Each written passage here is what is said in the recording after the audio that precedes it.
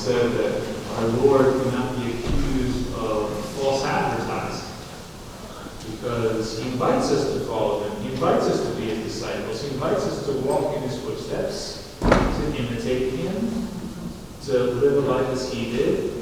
But he was very open about just what that entailed. He never said, if you want the easy life, come follow me. If you want to just have a good time, come follow me. If you want to sit back and just enjoy life, come follow me. In today's gospel, it comes out very clearly. We will be hated. We will be persecuted. We are not greater than him. And so if he experienced these things, far be it from us to expect a different sort of life for ourselves. Now, this could be a bleak way of looking at reality. But let us remember also those words of the Beatitudes. Blessed are you when they persecute you. It's a very counterintuitive notion there. Blessed, that's the Greek word for happy, for fulfillment, or like happiness. It was a word that was used to describe the emotional state of the gods of Mount Olympus.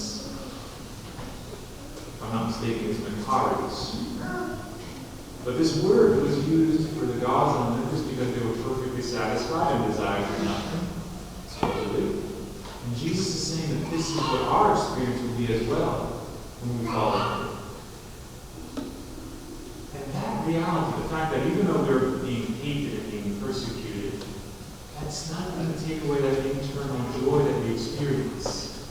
For the followers of Jesus Christ, there will be joy, peace, at the heart, at the center of our souls, in the depths of our being. On the exterior, there might be trouble, there might be persecution, there might be turbulent waters. But we are restful in the depths. Like a water which is being stirred up by the wind. It's very choppy if you get on the water with a boat, but if you go scuba diving into the water, it's settled, it's calm. That needs to be the state of the soul, the state of mind of the followers of Christ. But for the worldly people, it's the other way around. For the world that persecutes us, they might experience that comfort in the superficial plane of their existence. They might experience calm for these exterior situations.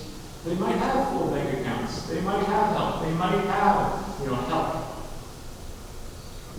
But in the depths, if they do not have God anchoring them, if he is not at the heart, the center of their lives, there will be turbulence.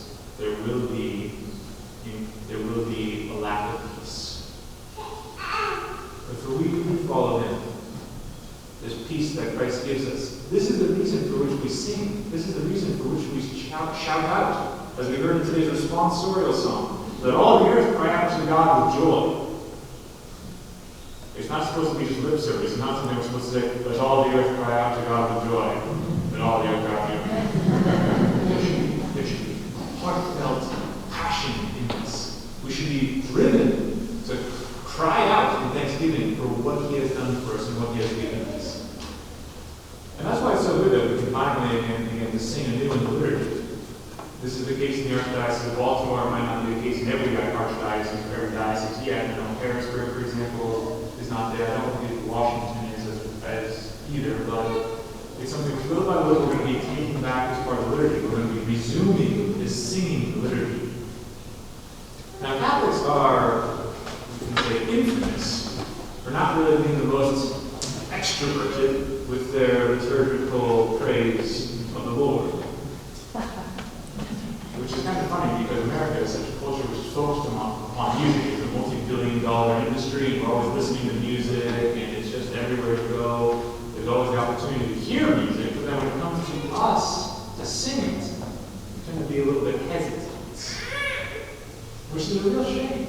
Because music is one of the most beautiful parts of the liturgy. In fact, in the book of Revelation, when John is describing what is going to be happening in heaven, he very often describes how the saints, patriarchs, the apostles, the blessed in heaven, they're singing to God.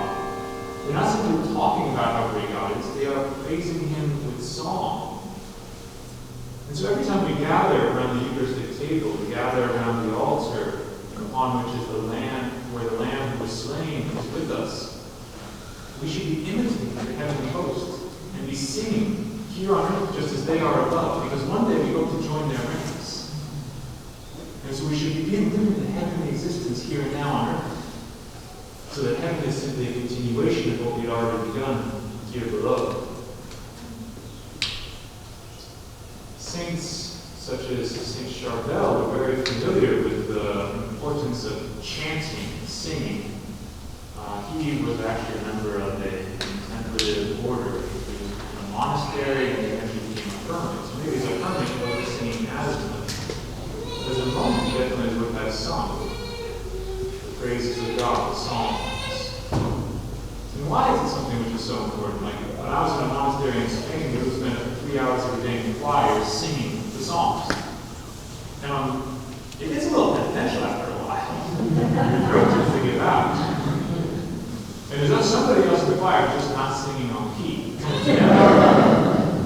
That there's going to be some sort of unpleasant disturbance to they're not exactly angelic chant. So why is it that we do it? What's the purpose of singing? St. Augustine famously said that he who sings well prays twice. And when he sings well, it doesn't mean like Andrea Bocelli. When he says he sings well, he means singing with heartfelt intention. Singing with like your mind in accordance with your lips. Singing in such a way that you are attempting to incorporate your whole body into that act of praise.